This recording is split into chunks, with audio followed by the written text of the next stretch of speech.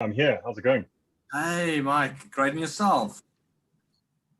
Cool. Can you see me? It says it's asking me to start my video. Can you see me fine? I can see you perfectly clear. I'm sure All you're right. live. Cool. Okay.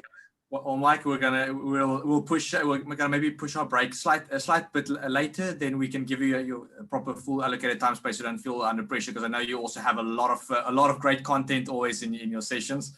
Ladies and gentlemen, Mike Scott, all the way from Adelaide. Mike, what's the time there on your side at the moment? It is bedtime for me. It is 9:10 in the evening. So if I fall asleep, my apologies. No. Thank you very much for being here with us today. Really appreciate it. Thank you for your willingness to always share this wonderful journey that is the founding journey of Nona. It's great to watch you. And if you don't follow Mike on LinkedIn already, you absolutely have to. We asked Mike to talk to us about strategy in a remote work, because Mike runs this company from Australia, and most of his business was founded in Cape Town, and currently his people are operating all over the country and all over the world. So Mike, over to you. Great. Thanks, Lo. Firstly, my apologies for the cap. I had the worst haircut of my life, so I'll spare you from having to look at me with a terrible haircut. So just some background very quickly. I moved to Australia in March 2019, and the rest of my team of around 30 is in South Africa, with one person in the Netherlands. The talk I was asked to deliver would normally take me 30 minutes, and I only have 10, and I will not take more than 10 minutes. So I hope you are used to listening to 2 times audio speed on Audible, because that's what this is going to feel like. Thanks, Mike. I was asked to speak to the founder that wants to adopt a remote-first strategy to operate and grow their company. So here is my advice. Don't do it. Okay. Business is just people doing stuff with other people. And people, for the most part, need real live human interaction. So we adopted what we called a remote second approach. What does this mean? It means building a business that strives for people to be together whenever they can, but also that has the infrastructure not to need it. Okay, so understand that remote work and remote leadership are 2 very different things. What do these things actually look like? Just getting the work done remotely, here's some stuff you should consider.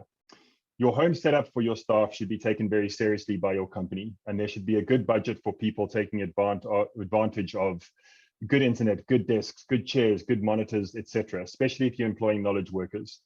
Enough communication, but not too much communication. This is an art, and this needs to be done right.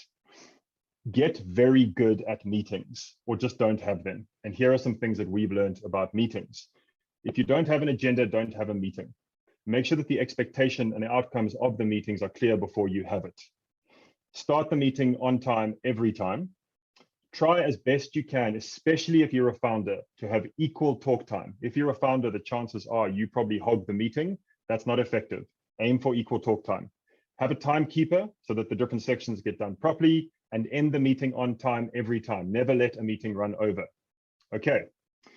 Remote leadership is much harder, right? What does remote leadership look like? A friend of mine who I interviewed on the podcast, his name's Paul Galades. He started Yuppiechef. He now has a company called Names and Faces. He shared some amazing wisdom with me. And he said, Mike, a CEO or a founder only has 2 jobs. The first one is to set the vision and bring people along with you. The second one is to make sure you're never the smartest person in the room. Okay, but what does that look like? So for me, when I moved to Adelaide, and I was 9 hours ahead of everybody else, and I was the only person in this continent with my whole team back in South Africa, I learned to communicate 3 times more than I thought was enough. When I was doing 3 times more than what I thought was enough, that was usually about actually enough. What does this look like? Every Monday, I send a 5-minute video to my whole team. It's about my focus for the week. It's about my learnings from the previous week. It's about notable meetings that are coming up this week. It's about content I'm consuming, and it's about something that's not related to work. So at the moment, I'm nerding out on a CCTV system for my house. Share that. Never more than 5 minutes, sent over WhatsApp. We have a company-wide stand-up every week. The company-wide stand-up is revenue sharing, profit sharing, shout-out sharing, project updates, people news, and a question at the end that allows everybody to interact really quickly. Daily huddle with my leadership team. Weekly 2.5 meeting with my leadership team. Quarterly planning, now that we're in a remote world, 5 days, 3 hours a day. Nona report to deliver what we discuss and decide on the quarterly planning. I also set what we call occasional comms sessions. Occasional comms sessions are The whole company gets invited. You don't have to come to it. I'll post a couple of topics and we just talk. It's basically like an ask me anything thing. You don't have to come. You can talk about whatever you want. I also try to do one-on-ones with every single person every quarter. I don't always get to this, but I try very hard. These are not retros. These are not performance appraisals.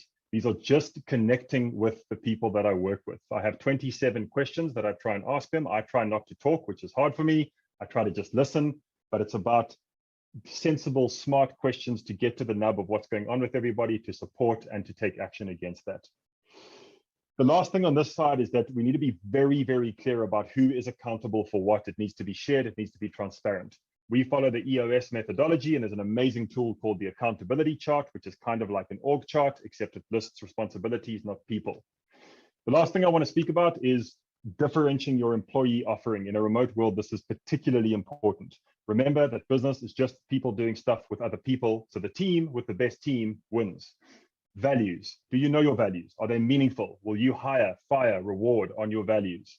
Does everybody know what they actually mean and how it guides how they show up every day? Your vision. Do people understand what they are doing today and how what they're doing today helps with the company? Do they see the connection?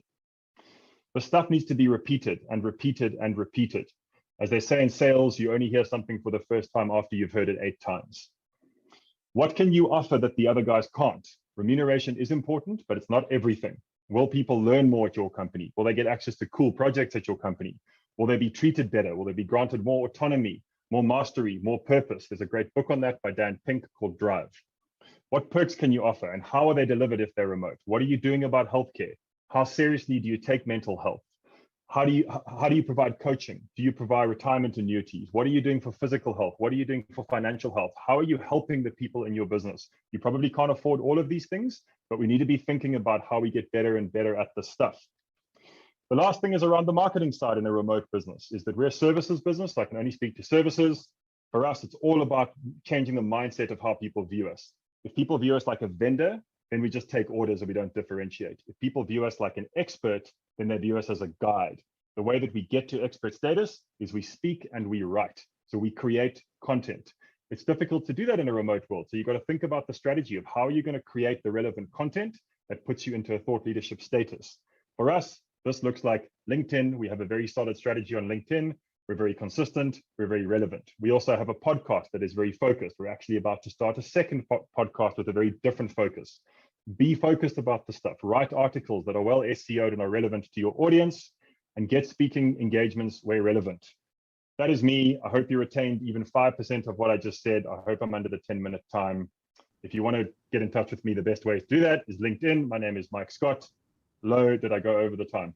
Mike, that was perfect. It was 200 kilometers an hour, but it was incredible. Thank you so much. Luckily, these sessions are being recorded. So we're going to find a tool that can do like 0.75 times speed so that we can all go through Mike's wisdom again and figure out how are we going to do this in the next 5 years of our lives. Mike, thanks so much for laying it all out for us. It's incredible to watch your journey. Thank you for sharing all of it on LinkedIn, on the podcast. We really enjoy following you. And thanks for contributing to this ecosystem. All the best to you guys at Nona. Thanks for having me, Lo. Love the work you're doing. Cheers, everybody. Sleep well, champ. Sleep well. Hey, Lo here, one of the founders of Outsource CFO. If you enjoyed this video, make it official. Click subscribe.